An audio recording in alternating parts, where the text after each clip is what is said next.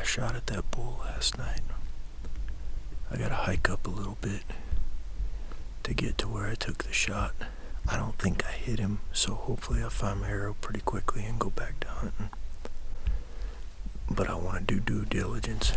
I listened to the video again last night because when I took the shot, I didn't hear it hit anything, and that's unusual. When I watched the video, both on the camera on my bow and on this camera, neither one of them has any sound of it hitting anything, and I didn't see any blood last night. So I'm pretty sure it's a clean miss. Hopefully we can find out quickly and be done. We're gonna climb up.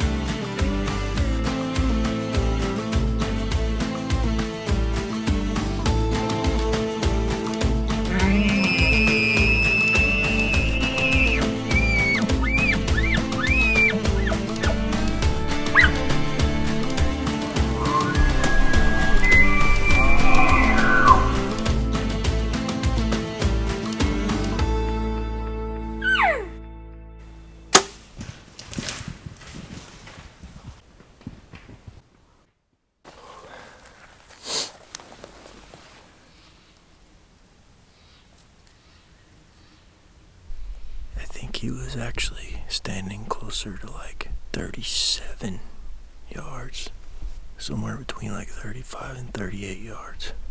I held my 20 pin high. I'm pretty sure I missed him. The arrow didn't sound like it hit anything.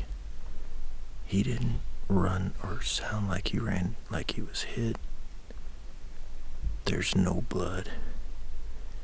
I'm gonna look for my arrow, but my chances of finding it are really slim because it drops off really hard right past where he was standing, so I doubt I'm gonna find it.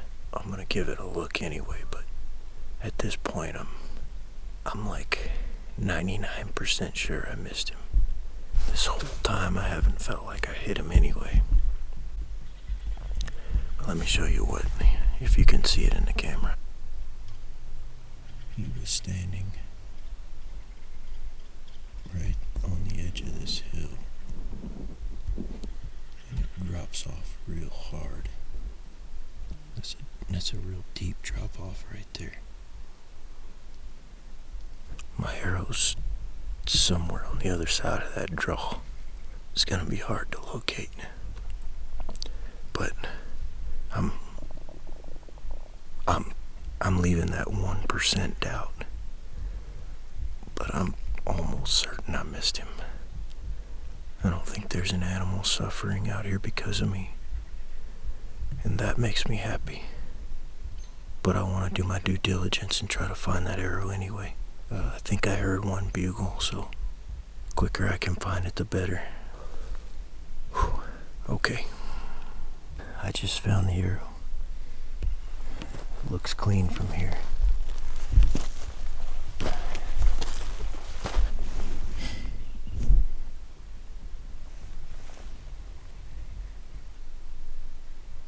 It's completely clean and buried deep in the ground. I hate missing. It's embarrassing.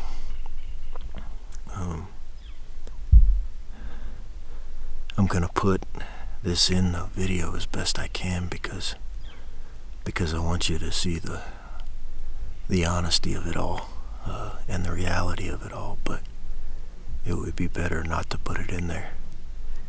But unfortunately it happened. I missed. That bull, I knew as I was squeezing the trigger, I was already committed to squeezing. And he moved pretty hard. He was staring at me so long, and he couldn't see an elk, and he knew where the last call came from. I should have moved. I didn't move because when I called, he didn't answer when I bugled at him. So I just thought, man, if he's coming down the hillside, he's gonna see me move. It's too open over here. So he stood there staring at me. I realized you can't see any of that in the video. He stood there for a long time. I couldn't draw, I couldn't move, I couldn't turn the camera. Maybe I should have just done it, but then he started walking forward, and he made it into a clearing, and I cow called as I drew.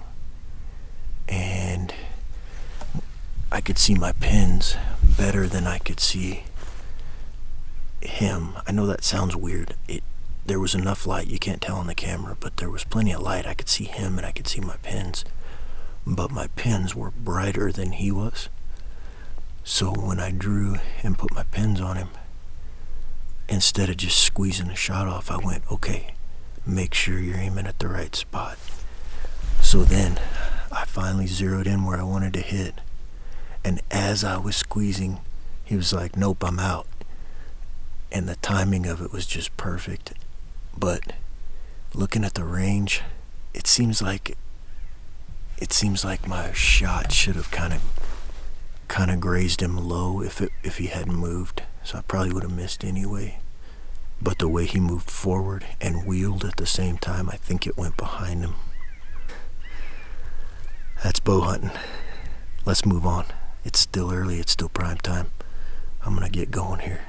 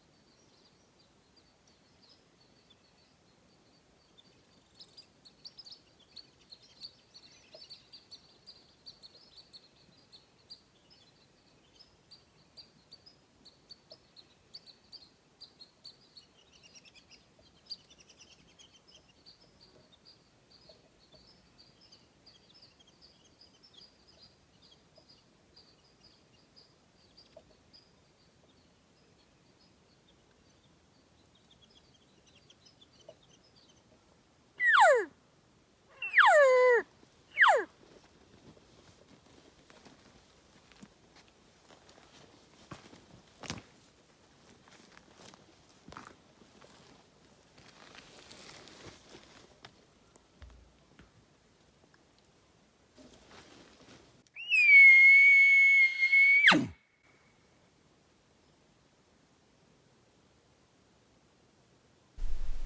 called that bull in again. The same bull, I think.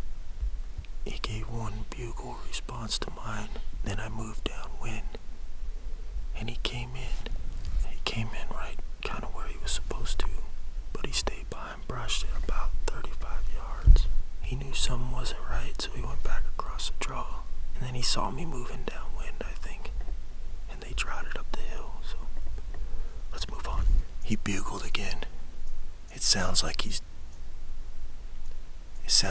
down in the wallows where I was sitting last night, or at least headed that way. I'm gonna keep going that way, because if he'll keep talking, I'm gonna try and call him in again when I get there.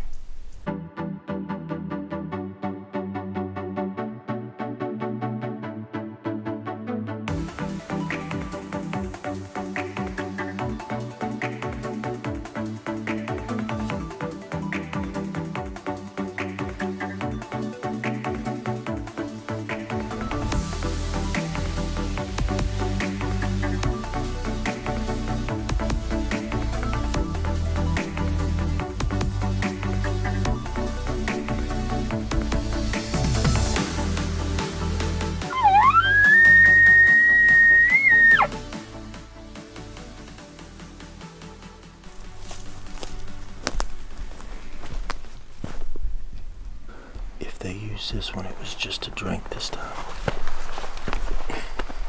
Because yesterday that was all cloudy.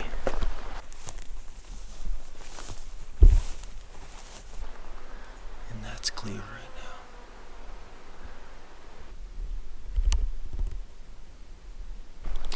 now. I might have used that one this morning, I'm not sure yet.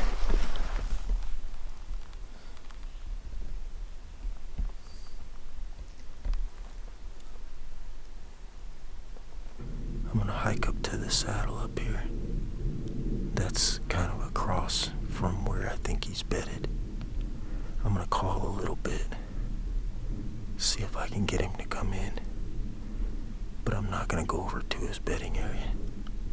If I get him to come in, I'll try and shoot him. If he just stays over there, then we know where to be tonight, so I don't want to bump him out of there because they went back up the mountain on the same trail they went down the mountain. So I'd like to think they're gonna be right back there. Alright, I need to get out of these wallows.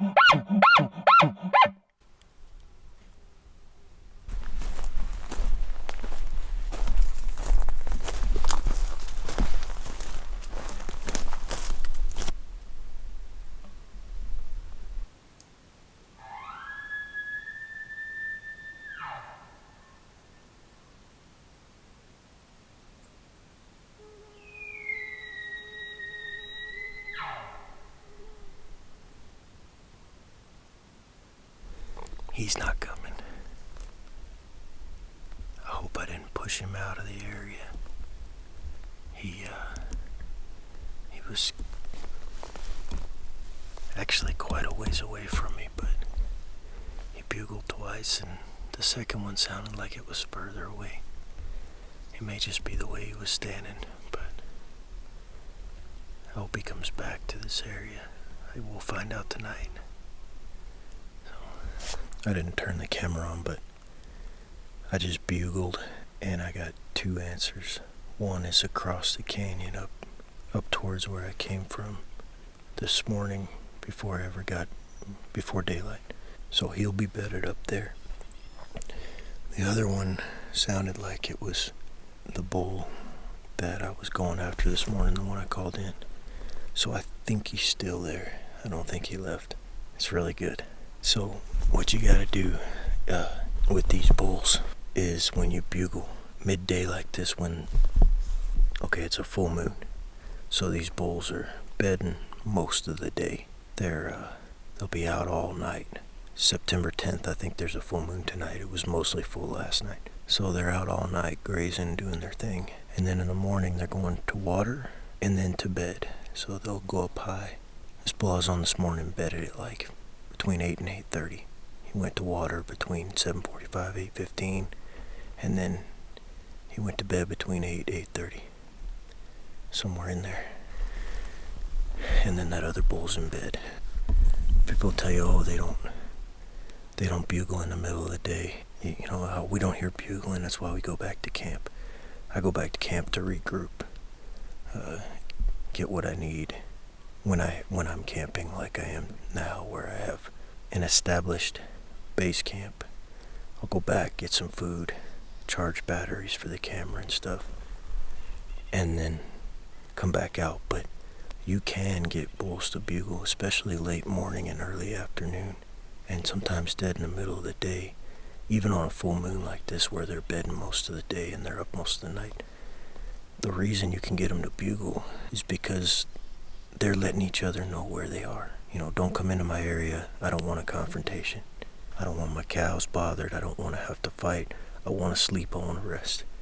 You'll bugle and you'll get answers, and I'll let you know where they are, and you'll think, oh, okay, and you'll call again and they won't answer, and it'll be a long time before they answer. And it's because they already told each other where they were. So they're thinking, why is this bull getting all fired up? I told him where it was. Let's avoid each other. But if you wait a while, sometimes 15 minutes, sometimes an hour, and bugle again, or maybe from a slightly different area, then they may answer you again. And it's important, if you plan on working those bulls in the middle of the day, it's important that you pay very good attention to where they are when you bugle like that, when they answer you, because they're not going to do it a bunch usually. So the only way you're going to get them in the middle of the day is to know exactly where they bugled from.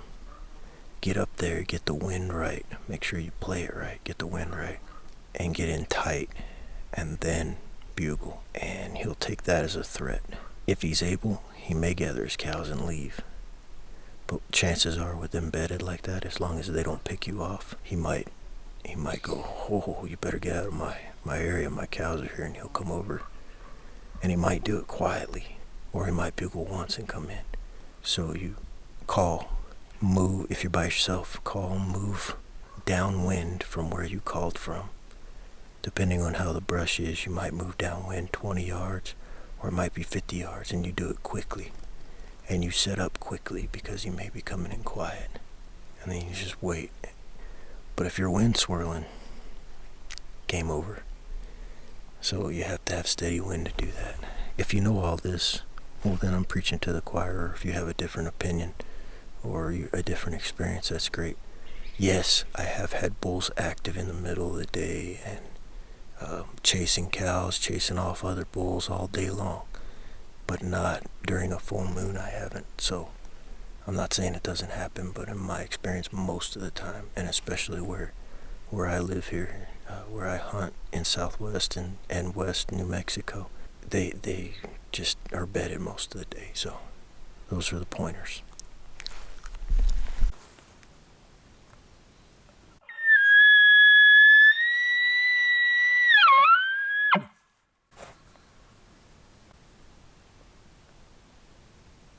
Maybe it's been 10-15 minutes since I bugled last. Probably 15 minutes. And I bugled and no answer. And last time I got 2 answers. They were like, yeah, we already told you where we are. And they let us go to sleep.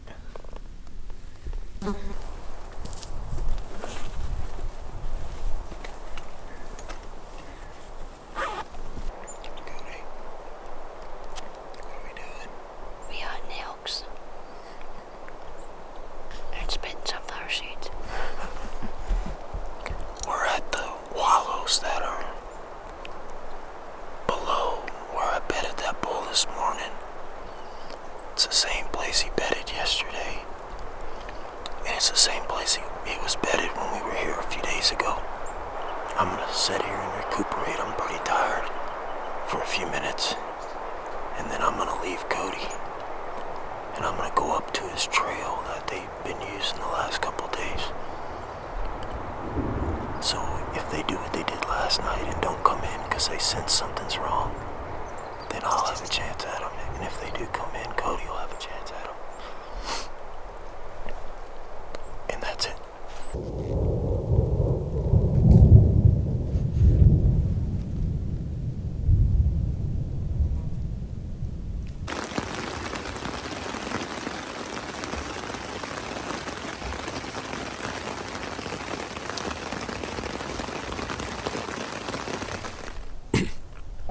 sounds like that bull is working the bottom. I don't know if it's the thunder or what it is. He's either in the bottom or he's across the draw. So I'm gonna start working down. I gotta pack my stuff up real quick and get hauling.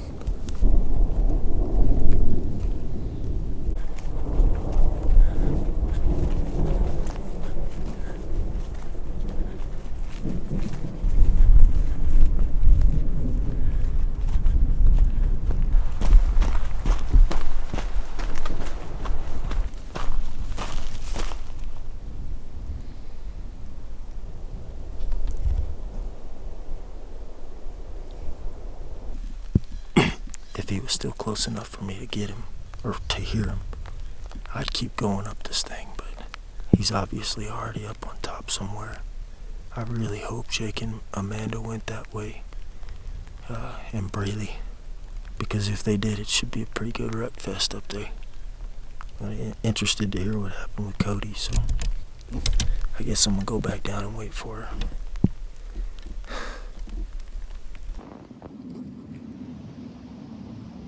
I can hear them coming in.